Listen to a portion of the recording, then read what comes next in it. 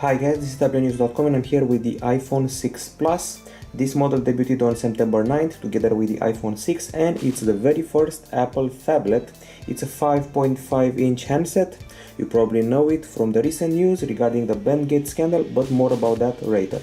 As far as the price tag is concerned, this model costs $299 in the 16GB version on contract for 2 years, $399 for the 64GB version, and $499 for the 128GB version, obviously all of them on contract. So let's get to the design.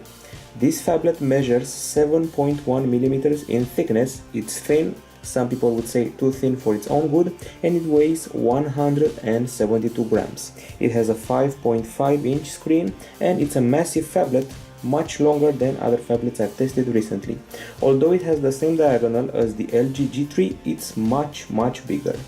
And as you've heard about the bandgate problem, let me explain it to you briefly. Basically, people have been taking the phone like this, doing like this, much stronger than I am, and they've been bending the phone because there's apparently, and I say apparently here, a structural problem that makes it prone to such bending.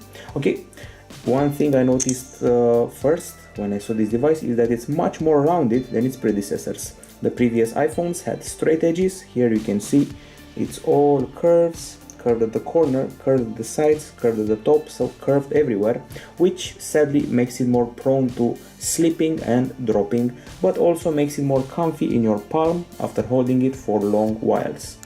As I said, it's slightly slippery. It's made of aluminum and glass and a bit of plastic. It has an unibody design and the camera tends to protrude quite a bit from the back. After seeing the first reviews of the device, I expected it to be a real problem. Frankly speaking, it doesn't protrude as much as I expected, so it's not that big of a problem. There is actually a purpose to this. Apple made the camera protrude out of the case in order to avoid the light of the flash to enter the camera area and create a halo effect. This handset actually made me think of a smaller tablet, especially when you can turn it into landscape and use it like this. It's totally like an iPad mini replacement. What I don't like about it are these stripes at the back, these plastic stripes here and here. Of course, they're for the sake of the connectivity from what we heard, but I don't like them, but maybe that's just me. The design is premium. This is aluminum, this is all glass at the facade, and there's this beautiful Touch ID fingerprint scanner in the home button area. Once again, premium design. And one thing I must mention from the start, it has no frame on the side, no frame that's usually lifted higher than the glass to protect it. The glass is a bit exposed on these sides and may tend to break in case you drop the phone on the floor. Okay, this model is also easily scratched in my opinion. This metal, once you get something on it like that, you should be able to scratch it, but hopefully not. The weight is very well balanced for such a big phablet. That's a big plus for this model. And a conclusion here is that it's too big for one hand use. You may try to use one hand. I have big hands, so I don't have a problem with that, but usually people have a problem with using it with a single hand. At the front we find ion strengthened glass. Also at the front there is the front camera and ambient light sensor and proximity sensor. The front camera is at the side of the earpiece. It has been moved. At the bottom we find the Touch ID and home button area and the display obviously. At the back we find the main camera with the dual tone flash, the true tone flash here, and a microphone between them, the Apple logo also serving as a sort of mirror. And then we proceed to the right side where we can find the on-off button. It has been moved from the top to the right, and the nano SIM card slot that you can pull out with a special metal key. On the left there are pill-shaped volume buttons this time. There's also more inserted into the case, and you also have the mute switch above them. And I have to say that the whole reason for the bandgate supposedly is the fact that the drilling for the buttons makes the chassis weak exactly in this area. So this is where the breaking starts apparently. At the top we have nothing at all, and at the bottom we find the audio jack, we find the lightning port, and also we find the 8 speaker holes and a microphone available right here. I should probably mention that this area is very easy to cover while playing a game. Imagine that you're playing Bioshock or FIFA or something like that. You hold the device like this and you obviously cover some of the holes, or if you hold it like this, which is more atypical, once again you cover the holes. So anything you do in landscape, you risk covering up the holes and not hearing the acoustics right. The handset comes in versions of silver, gold or space gray. It's a premium design but slightly imperfect. I'm talking about these plastic areas here that are not exactly to my liking, but that's my opinion. We have bend gate, we have the glass edge without raised edges to protect it, and frankly speaking it's very tall compared to other phablets out there. But once again, it's a premium device and these are only small flaws, so to say. On the hardware side, well, we've got an Apple A8 64-bit processor. It's clocked at 1.4 GHz and it's a dual core unit. We also have the M8 coprocessor, and there's the GPU here. That's the PowerVR GX6450. We also have 1 GB of RAM inside this handset, and the display that you're seeing right here, this very bright and crisp display, well, it's a 5.5-inch Retina HD screen. It's an IPS LCD with a Full HD resolution, LED backlight and 401 ppi density.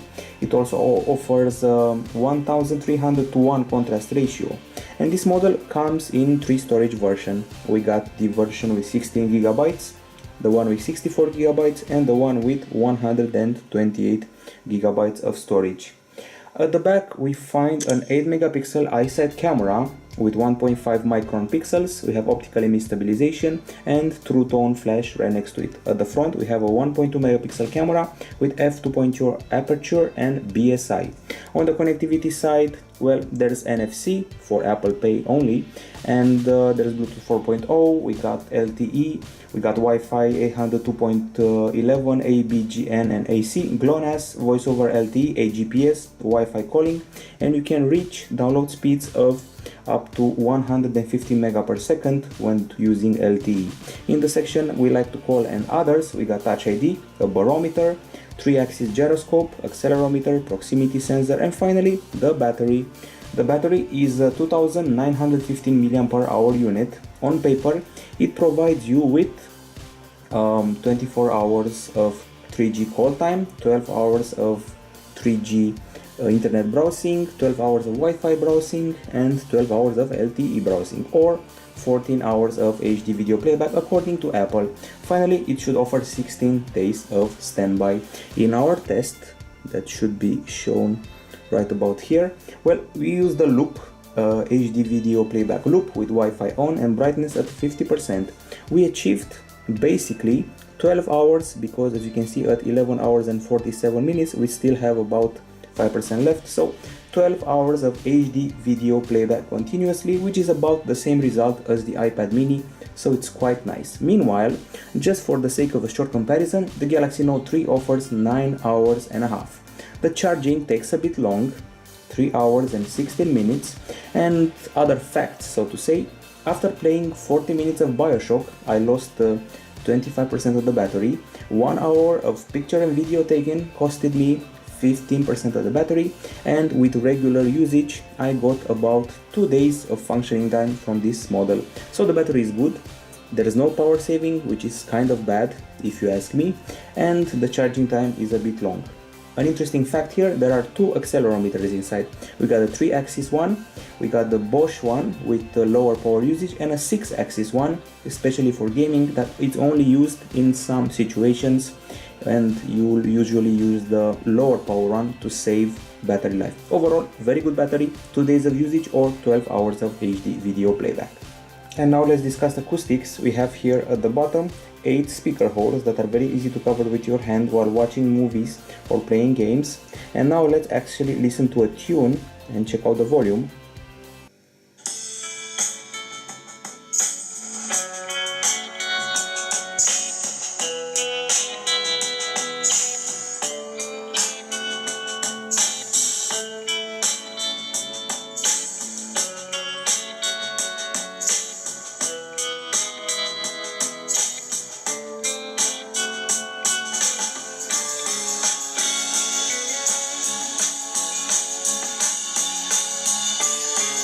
Okay, that's enough. Now let's draw some conclusions. Okay, so we're dealing here with a volume that's pretty loud.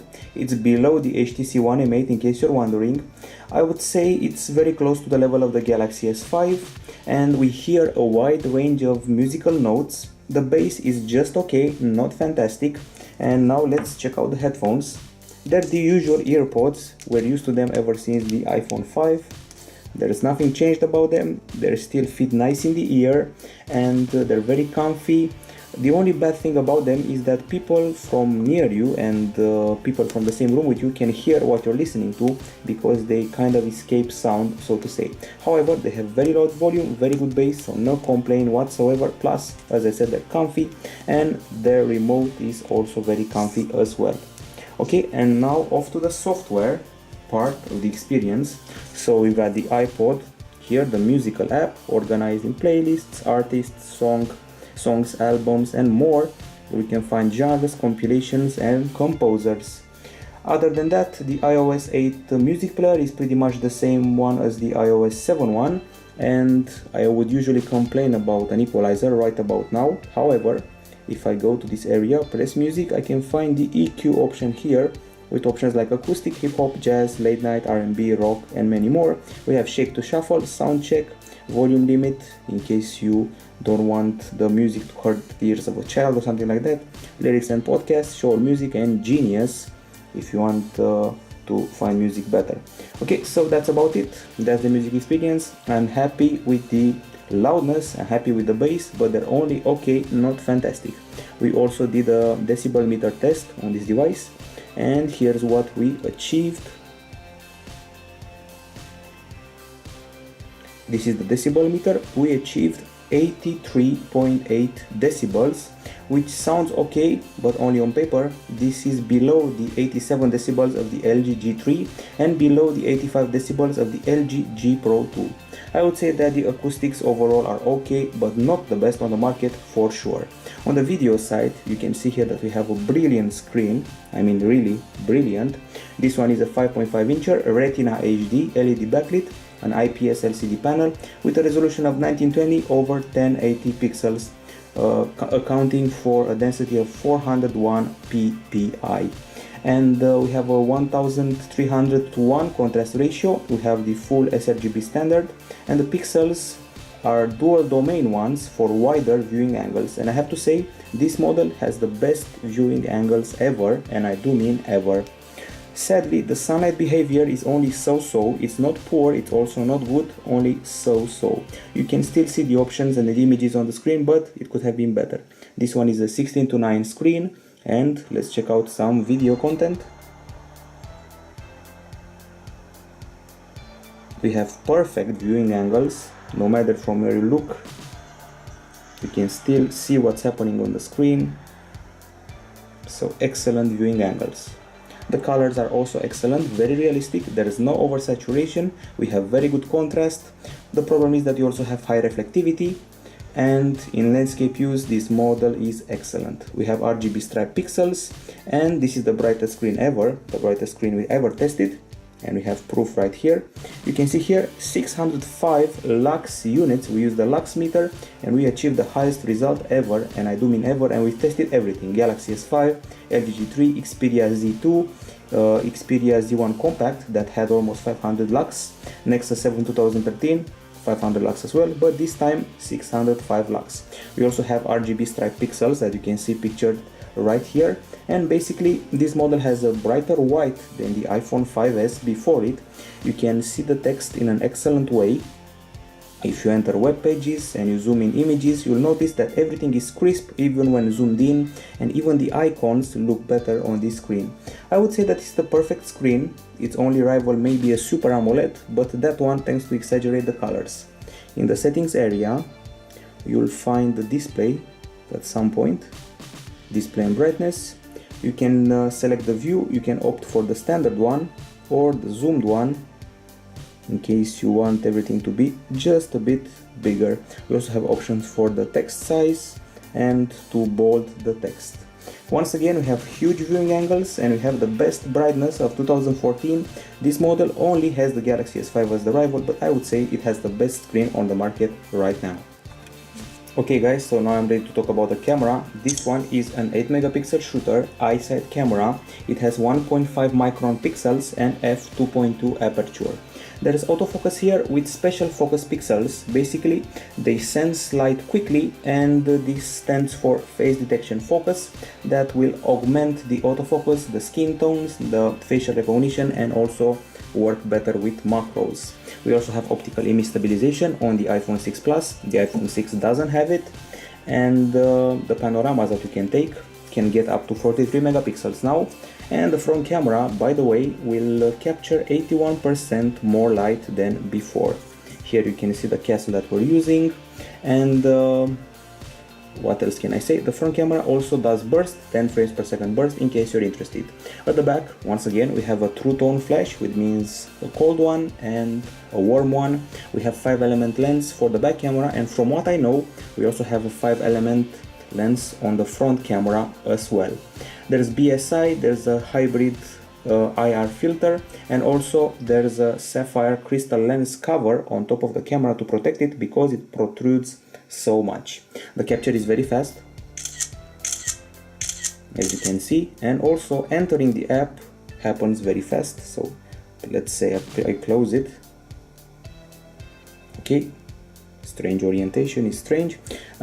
So this is how you enter the camera. I would say pretty fast, and once again, very fast capture. The interface is pretty much the same as before, the same as we left it on iOS 7. We have a shortcut to the front camera. This time we also have a timer, 3 seconds or 10 seconds, HDR with auto on or off, the flash with auto on or off as well, and to the right side we have the filters, including noir, chrome, instant, tonal, none, transfer, mono, fade or process. Then we got the shutter button, shortcut to the gallery, and the capture modes. These capture modes include the basic photo, the video capture, the slow-mo capture with 2 options, 240 frames per second and 120 frames per second. There's time-lapse now, and there's a square photo option, and finally the panorama that I mentioned before, allowing you to reach up to 43 megapixels. There's also an interesting aspect. You're probably wondering how you can switch from 30 frames per second filming to 60 frames per second filming. So here we go. You go to the settings and you start looking for photo and camera. Here it is, and then you simply select record video at 60 frames per second, and then you're done. Okay, this is pretty much it, and now let's address the gallery. So this is the gallery area, and there's a new search feature here that allows you to look up stuff following places, dates, people, etc. And we also have a new option. You can see here the recently deleted pictures. They're being kept for about 30 days in case you change your mind. There are also new photo editing options. So let's pick a flower or something like that. We got this picture here, we press edit, and we have the following option. First of all, you have a red eye effect that's available sometimes, sometimes not. We also have this auto enhance option. We have the crop, rotate, and resize option. That includes some crops here and some options to rotate the shot like that. Discard changes, and now even more editing options. We have the filters, mono, tonal, noir, chrome, process, transfer, instant, and more. And then we go to the other options. We have light options that include exposure, highlights, shadows, brightness, contrast, or black point, each of them with a slider. So that's cool. We also have the color options that include saturation, contrast, or cast, and finally black and white with intensity, neutral, tone, or grain. Let's play with grain. I'm turning it into a Silent Hill picture. Okay, so that's about that. That's how you customize your shots using the brand new editing options. Okay, now that we're done with all those things, let's actually take a picture, go back to the camera, and see how we're doing with this castle here. Okay, let's check out the shot.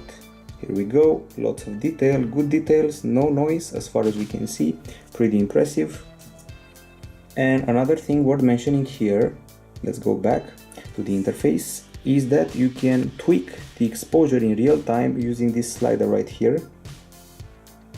This yellow thing that I'm playing with, you can tweak it manually, and you can keep the screen pressed to lock the autofocus and the auto exposure. Okay, we're done with the castle. It's time to switch over to the gallery because we have over 100 pictures and all of them are worth seeing. So let's go from the first one to the last one. I would have to say that all of them are crisp, clear, they're well lit, we have very good level of detail.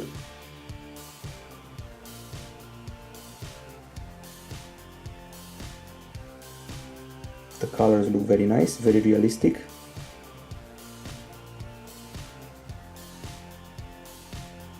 Okay, so let's go back a bit now. You're seeing here some interesting shots. This is a regular shot under the bridge, yet another one. This one is darker and this one is lighter because we used HDR, and unlike some other cameras out there, this doesn't exaggerate with the white in HDR, it only highlights the areas that need to be fixed within the image. We also have a panorama here. That looks reasonable. I wouldn't say it's the best panorama I've ever taken. It simply looks reasonable and the level of detail is pretty impressive. Okay, now if you're seeing this blue stuff here and you're wondering what's the deal with this picture, I actually played with that yellow slider from earlier and increased the exposure, and that's the effect. And we also have some macro shots here.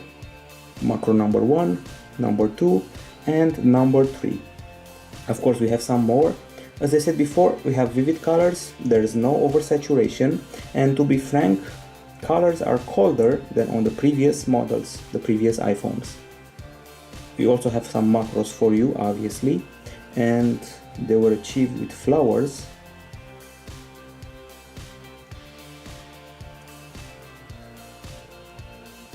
That's one example, looking hot, good details. Another example.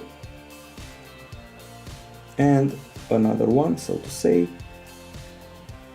Some other camera would have burned this shot because it was a sunny day and because the color is very vivid. Well, the iPhone 6 Plus didn't burn the shot, which is kind of cool. We also tested the zoom in one of the shots. Here we go. This is a picture number 1 and this is zoomed in, and still there is no noise per se. There's a bit of noise obviously, but not exaggerated, so the quality remains the same when you zoom in. We also have some filter pics. We've messed around with the filters, tried out everything, and everything is looking hot. The focus is good, no complaints about that. And now it's time to switch to the night pictures.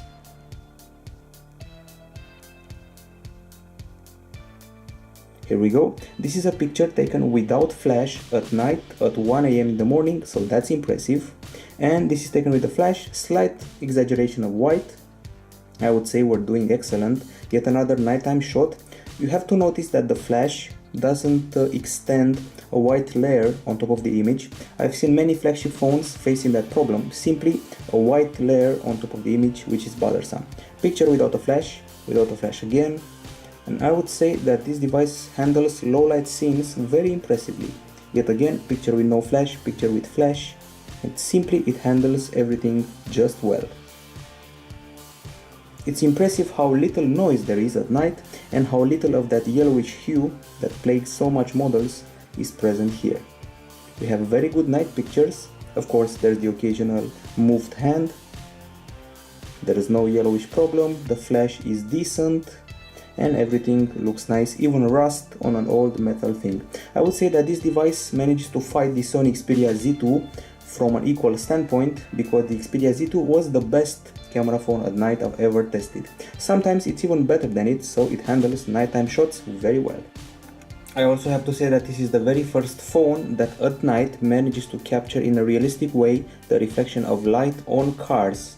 I've tested many tablets, I've tested many phones, but this is the first time I see such realistic reflections on cars, and that's cool. And now we go to the video area, and let's see what we got here. We got full HD videos at 30 frames per second, 60 frames per second, and of course we got the famous slow motion capture at 240 frames per second, which is brand new.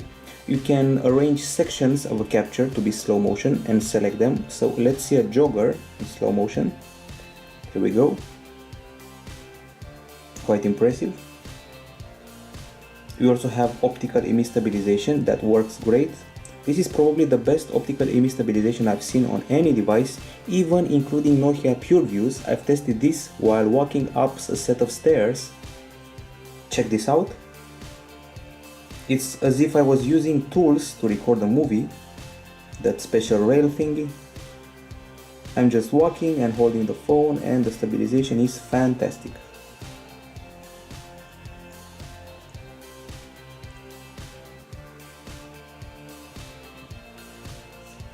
Okay, and now we got another shot that shows us the quality of the zooming in.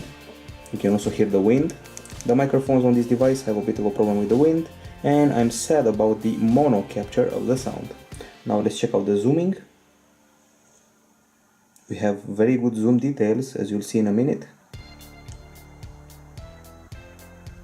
Details aren't lost, so that's cool. And now let's see a comparison between 30 frames per second Full HD and 60 frames per second Full HD. This is 30.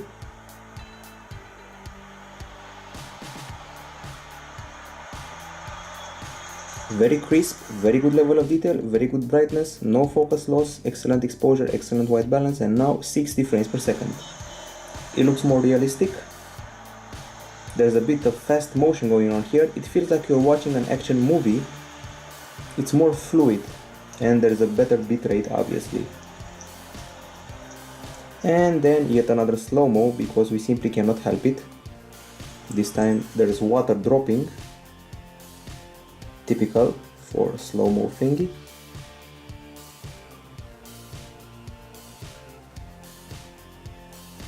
By the way, slow motion can be taken in 720p only at 240 frames per second or 120 frames per second. And you can choose the slow-mo area of the clip. You can make it smaller, bigger, or select another part. I would have to say that this camera has the best stabilization ever, and too bad for the mono sound, too bad for the behavior doing wind capture. And while you're filming in 30 frames per second, the bitrate is about 11 mega per second, and while you're filming in 60 frames per second, you reach 27 mega per second. Colors are realistic, brightness is okay, and there's no focus loss. At night, I was a bit disappointed, but only a bit. The camera manages to catch some reflections, which is not cool at all. The images are pretty clear for nighttime capture. There is no yellowish hue. I would say it's above the Galaxy Note 3, for example. It's certainly above the iPhone 5s, and you can see here those reflections I meant that somehow got captured in the process. Yet another filming. This is actually very good nighttime capture. I would even say this model compares to the very praised Sony Xperia Z2 that handles nighttime shots like a boss. And if it weren't for the reflections, everything would be fine. Finally, this one. Of course, you can see them on YouTube to get a better view. And now the conclusions about the camera. In spite of the pictures looking very good, I have to say that they're about at the same level or a bit lower than other flagships, and I mean in daylight. I would say we're the equal of the Galaxy Note 3, we're slightly below the Galaxy S5, while at the night, this is the king of nighttime capture, both video and photo. It's very good at night, very good at filming, very good at capturing photos, and it can easily battle the champion Sony Xperia Z2. So a very good camera, but mostly in low light situations and situations that requires an optical image stabilization. During daytime, it's below the flagships of the year. And now, as far as performance is concerned, let's see how we are dealing with the temperature. We achieved 36.4 degrees Celsius, so this model is not overheating. The temperature right here was achieved after playing 15 minutes of the game Riptide GP2. And now let's move on to the web browser. This is it, and let's try and load Tablet-News.com. Here we go.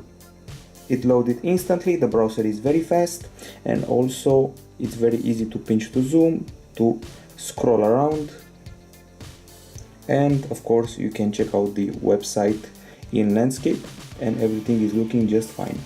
As usual with Safari, we have several features that you may find interesting. We have the private browsing that's now more intuitive, and we can also exit private, and this is the way you show tabs. It's actually a pretty nice way. Let's see it in landscape as well, and yet another tab with this display that splits the screen into two sections, for example.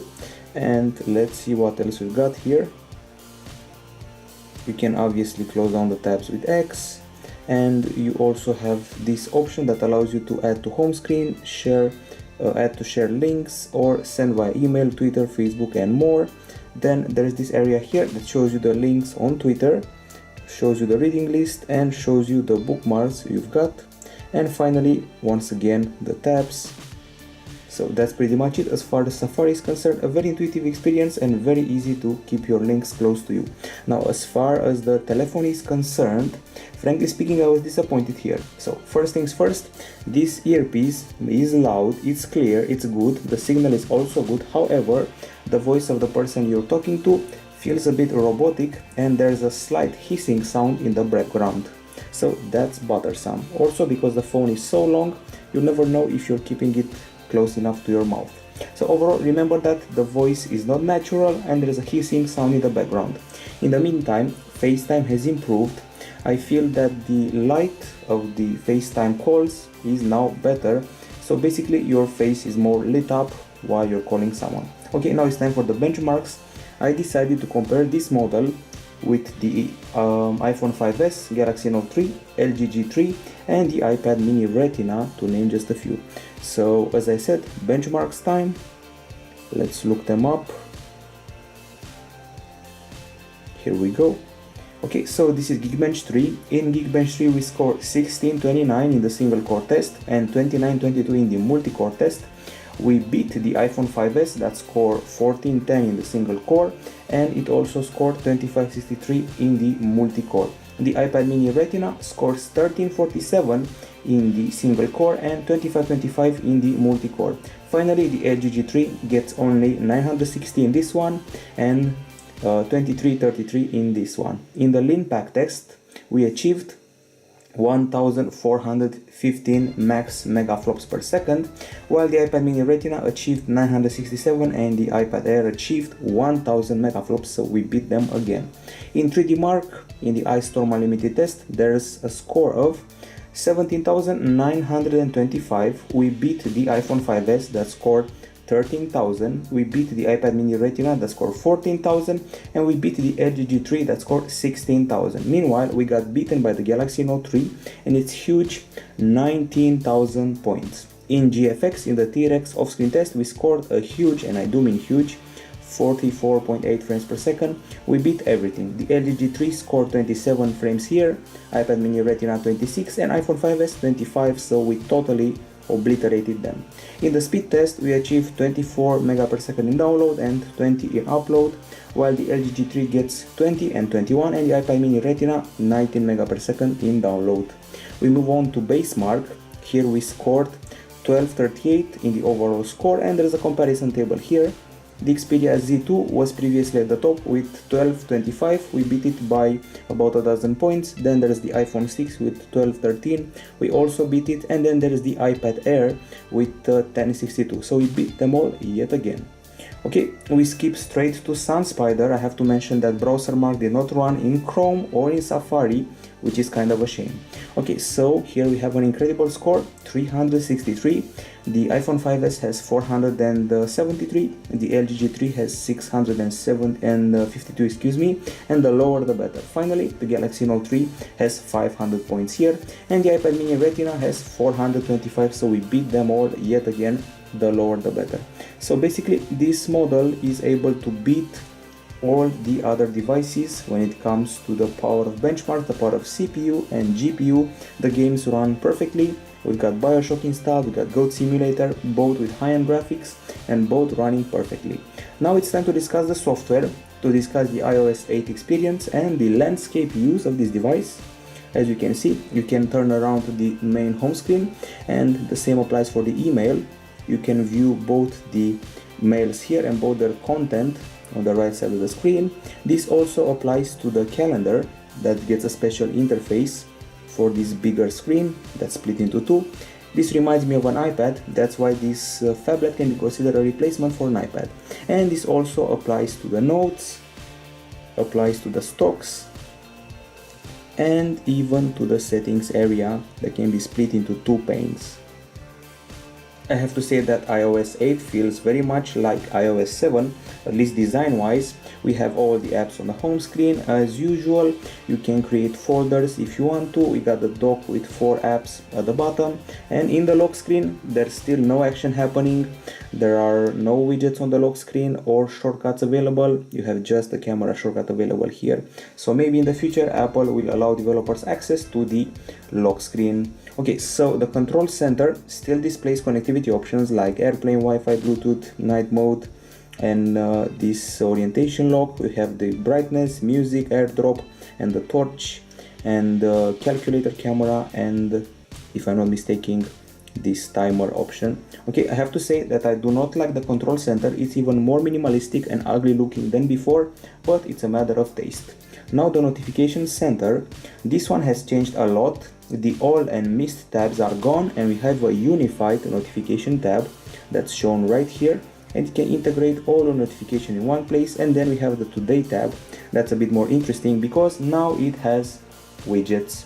You can edit the bottom of this area, the today area, and show what you can see or not. These are the actual widgets. We have ones for Dropbox, Vice News, PC Calc, and App in the Air. PC Calc integrates a calculator in this area. Vice News simply shows you news, and App in the Air, it's an application that shows you the status of your flight. We have stocks, and we have the calendar, all of them represented as widgets here. Now with iOS 8 you can also reply to notifications straight from this top area here, and this includes commenting or liking on Facebook, marking tasks as done, and more. The notification center has been unlocked to developers, and now there will be applications that offer interactive widgets, and you can see already some of them are here. So we got, as I said before, Vice News. You can go straight to it from the notification area. And we also have PC Calc Lite, so you can do a bunch of calculus if you want. So these are the widgets that people are talking about. Okay, and now there's also a feature that allows you to reach the top of the screen. As you can see, it's not very easy to go with your thumb to the top of the screen. That's why you can do this. You can double tap the home button. Keep in mind, just tap, don't press. I hope I get it right this time. So you can take the upper apps down to you. It's more intuitive than it seems. Just double tap it and all the apps will come to you. Okay, and if you double press home, there is obviously the multitasking area. However, there is an extra this time. You can see here the recent calls and the favorites. So you can see here the people you've called recently and your favorite contacts all in one place at the top of the multitasking area. Let's also see it in landscape. And here we go. Finally, this is what I'm talking about. Below each application open in this multitasking area, you can see its icon, so you won't mistake one app for the other. So that's as far as the multitasking goes. And next up we have an update for Spotlight. Well, Spotlight, as you know, is this search method here. So if I write something like dog, I will get info from the web, from Wikipedia, from the email. You can search very easily. You can slightly swipe the screen and you can get all of this info. And if I write, let's say L, there are songs here, there's email, there are applications, a ton of email, and that's pretty much it. That's the new updated Spotlight with smart suggestions. And by the way, smart suggestions are also present in the web browser. You can get smart suggestions from Wikipedia, IMDb, App Store, iTunes, and all that. And Siri now has Shazam integration. Hey Siri.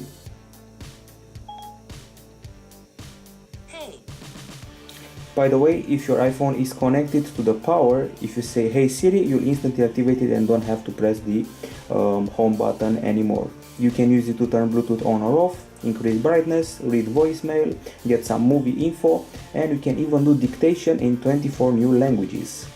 So let's see. Who directed Guardians of the Galaxy? Guardians of the Galaxy was directed by James Gunn. Turn Bluetooth on.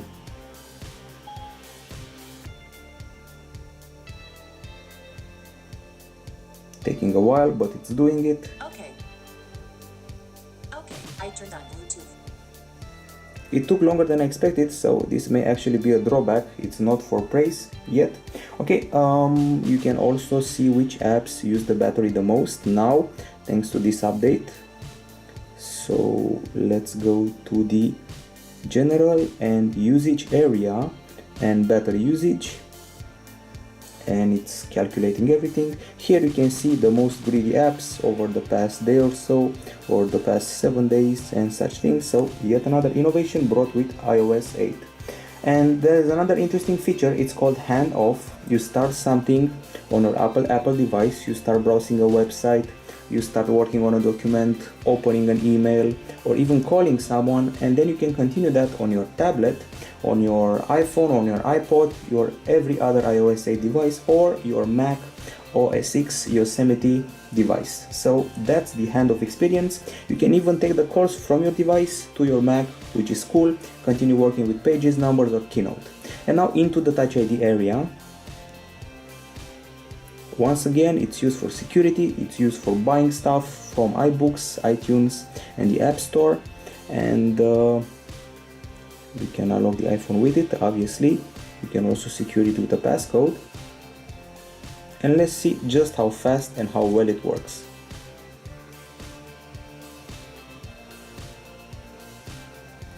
It worked like a charm. I have to say that compared to the iPhone 5S, this one works a bit faster, or at least that's my opinion.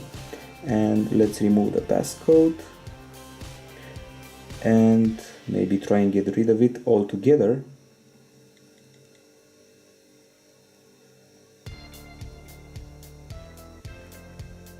And here we go, finally, turn passcode off.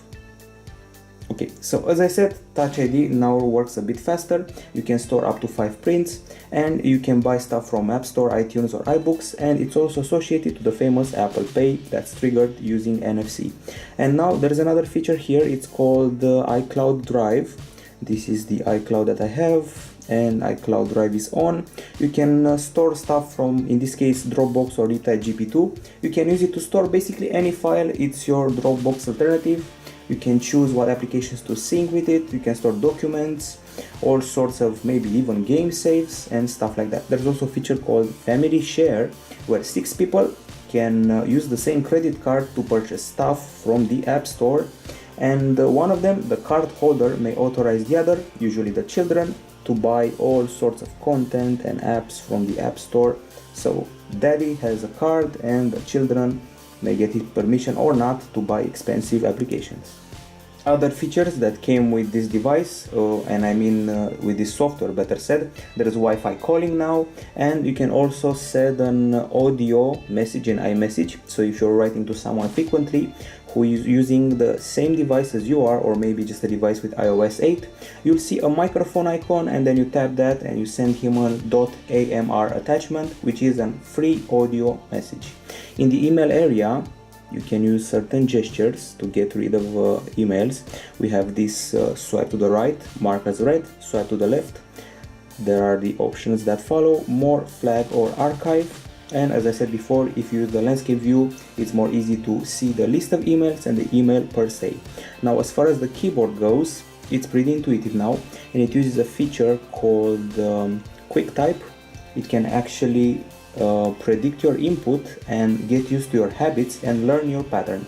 Luckily, iOS 8 also brings third-party keyboard support, so you can mess around with all sorts of keyboards, some for pay, some for free, and some with cool emojis and others with swipe. Okay, it's time to check out the pre-installed application list. It's not hefty, it's the usual calendar that you can see right here. We also got photos that we already overanalyzed. And let's see what else. We got weather that, starting with iOS 8, is showing more days than before, even on smaller screen devices, not only this one, and more hours than before. And then we got maps.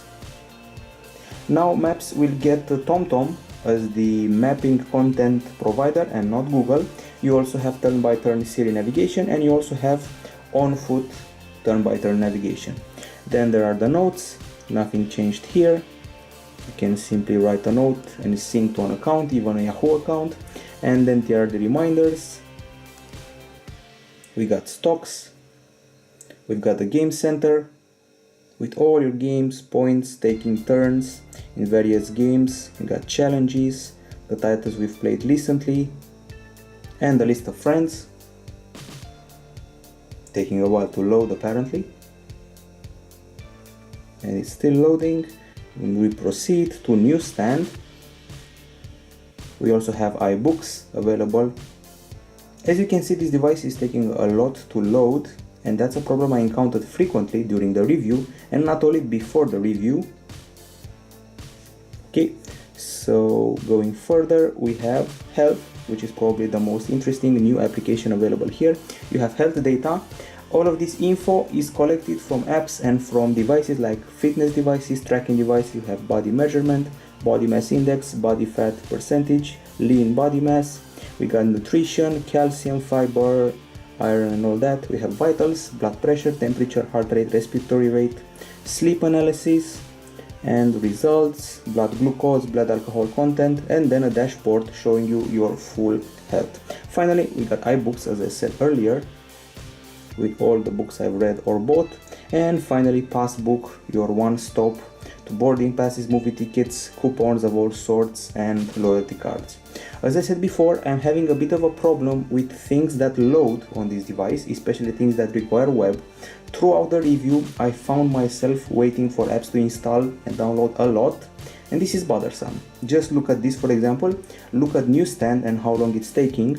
Also, look at the App Store and how long it's taking to load the pictograms of the applications. Let's say I entered this one. Now it loaded, and let's try this one here.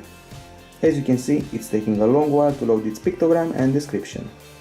It's a problem I encountered frequently.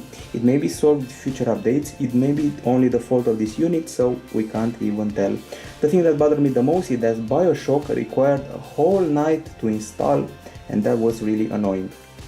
Okay, so now we've reached the end of the review. It's time for the pros, it's time for the cons. We start off with the pros, obviously.